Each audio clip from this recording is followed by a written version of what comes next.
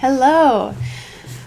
Welcome here. I'm Renee, and thank you for clicking on this video. Thank you for taking the time to watch my video. I really appreciate it. I would appreciate it even more if you liked and subscribed. Just saying. But I'll take anything I can get. I'll take anything I can get. It is May 1st, which means that I have read everything I'm going to read in April 2024. And that also means that it's time for me to tell you about the books I read. April was an incredible reading month. Just banger after banger after banger. I read 5 books, and they were all really good. If you want any of these books I'm about to show you, you can get them at the links below in the description at bookstore.org to support independent bookstores. But also, by all means, please go to your local thrift shop, your local used bookstore, your local new bookstore. Support the books. Support the books. Okay, let's start because I can't wait any longer. I can't wait.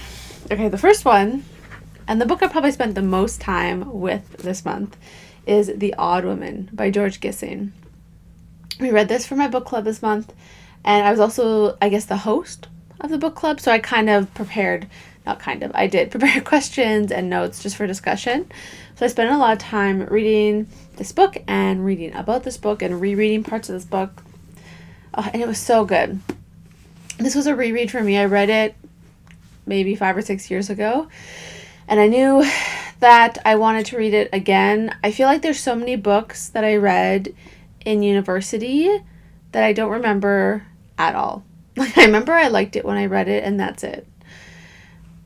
You read so much in university, and sometimes you just have to power through and get it done, and you don't have much time to absorb it. So I want to go back to a lot of these classics that I have read, but don't remember. So did I read? Not really. Not properly. So this is one of those, and I'm excited that I got to get to it. That I got to get to it? I don't know.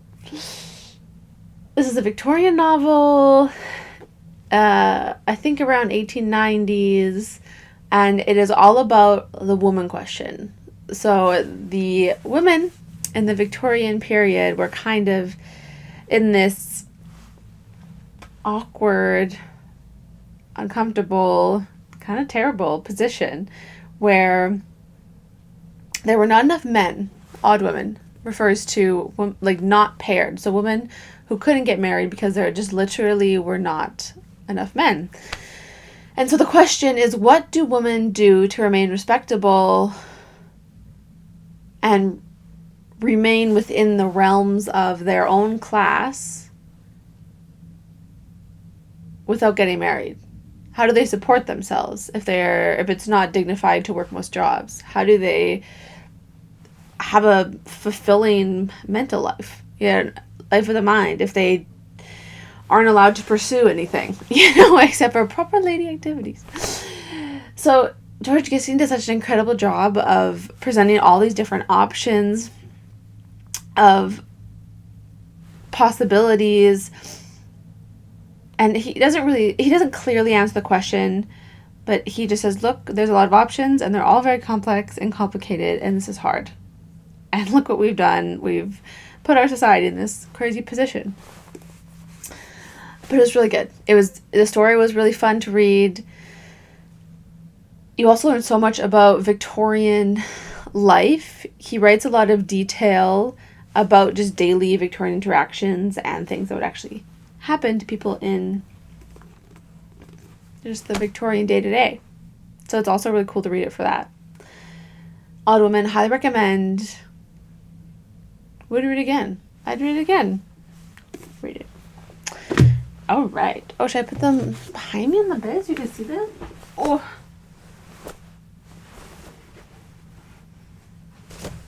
Sure, you can't really see that, but it's there.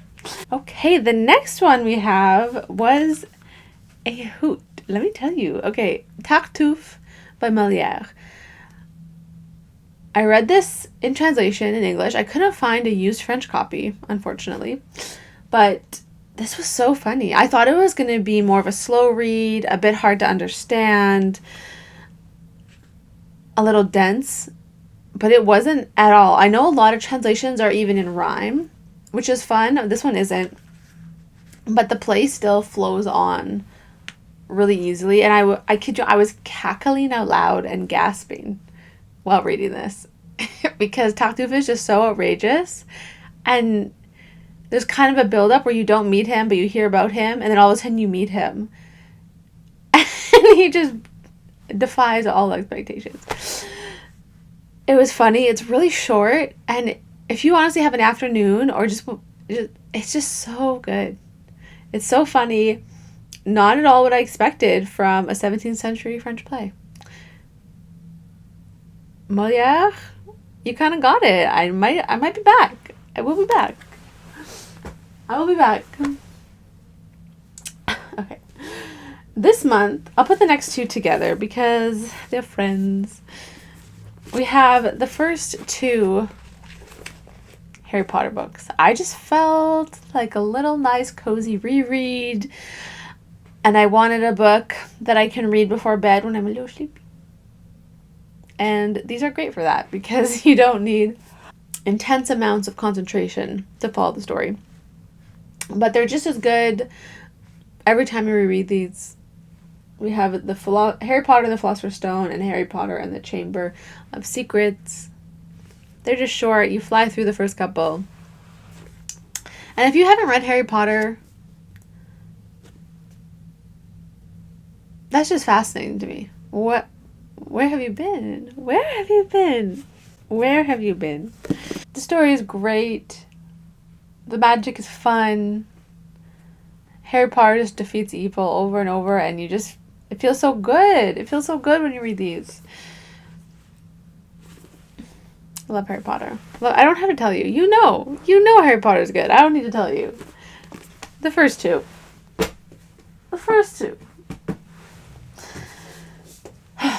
And here we are. The last one. I actually finished this morning, so technically in May, but I'm including it in the April. And it is called The Library, A Fragile History by Andrew Pettigrew and Arthur Derwedwin? Vedwin?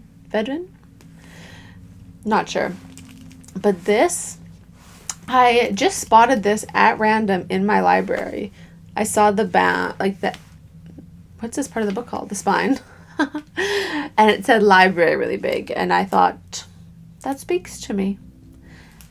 And I snagged it, took it home on an impulse. And what a great impulse it was. It was so delightful. It goes from the beginning of when books were written down in manuscript form to present day libraries and the digital age. And it was really readable. I love reading history when it's presented as a story. Who doesn't? And this was great. There's a couple. I actually want to read a quote from here because... Actually, I'm going to read two quotes from here because it was good. It was so good. The first one is a poem. And libraries didn't always used to be quiet spaces. Sometimes they were social places as well. And so this was a sign that was posted in a library in Amsterdam, in a library that was trying to create a more quiet, studious place when the norm had maybe been more social, chatty.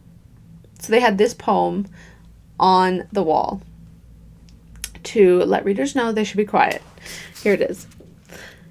You learned sir who enter among books, don't slam the door with your tumultuous hand, nor let your rowdy foot create a bang, a nuisance to the muse. Then, if you see someone seated within, greet him by bowing, and with a silent nod, nor waffle gossip. Here it's the dead who speak to them who work. Is that so good? Here it's the dead who speak to them who work.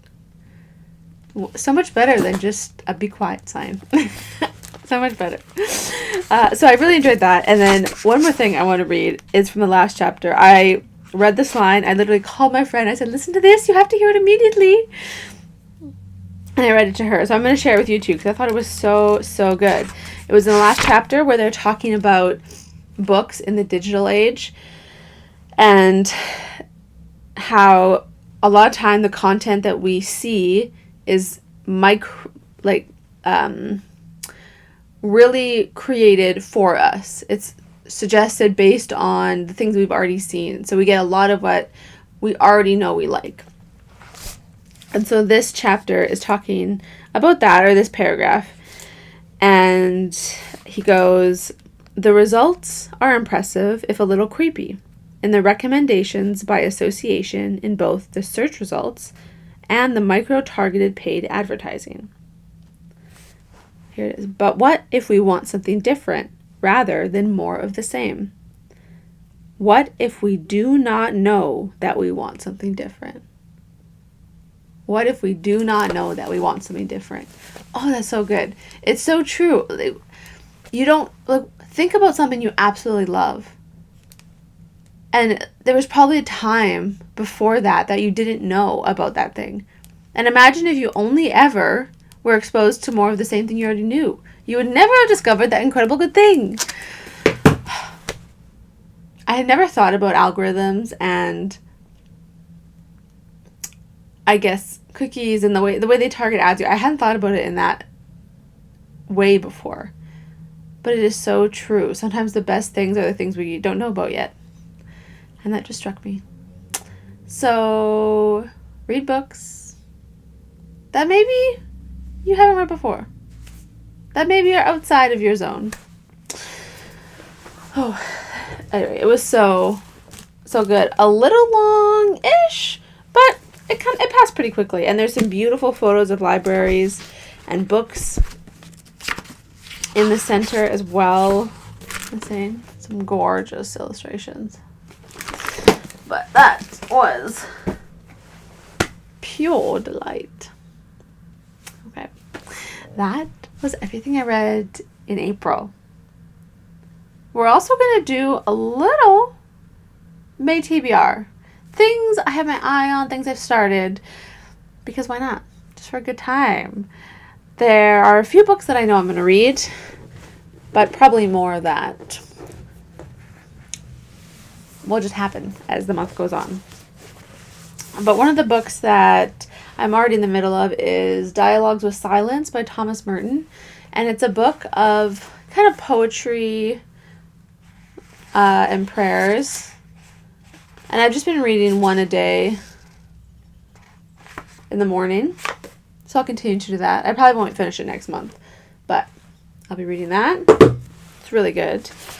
I will be reading Gulliver's Travels by Jonathan Swift because this is the book club pick for this month. I've read it before. I'm really excited to reread it. The first time I found it hard to get through, but I think it was because it was the last book of the semester. I was worn out. I had exams to study for. And so it was really a drawn out reading. And I'm excited to get into it and remember more of it.